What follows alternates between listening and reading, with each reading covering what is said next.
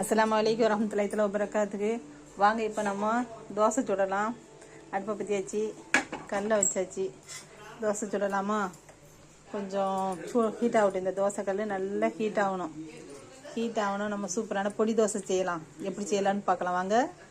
இப்போ தோசைக்கல் நல்லா சூடாயிட்டு இப்போ நம்ம தோசை போடலாம். அப்படியே ஊற்றி இப்படியே தடவி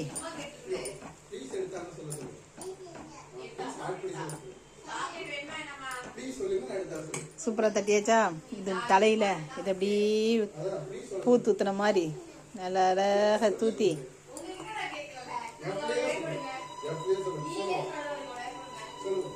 நல்லா அழகாக தூத்தியாச்சா?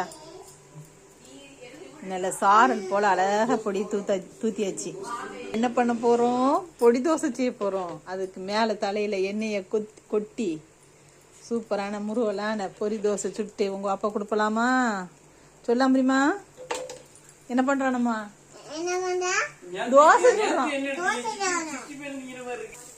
சூப்பரா பொடி தோசை ரெடி ஆயிட்டு மொறுன்னு எவ்வளோ அழகாக வந்துட்டு.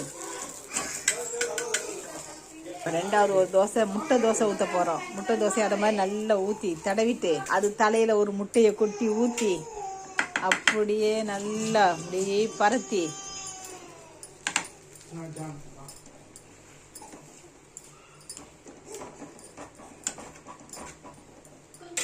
இதுக்கு மேலே அப்படியே பொடியை சாரலாட்டு தூத்திட்டு இதுக்கு மேலே ஆயிலை ஊற்றி சுவையை சாப்பிட்டு நல்லா என்ஜாய் பண்ணுங்கள்.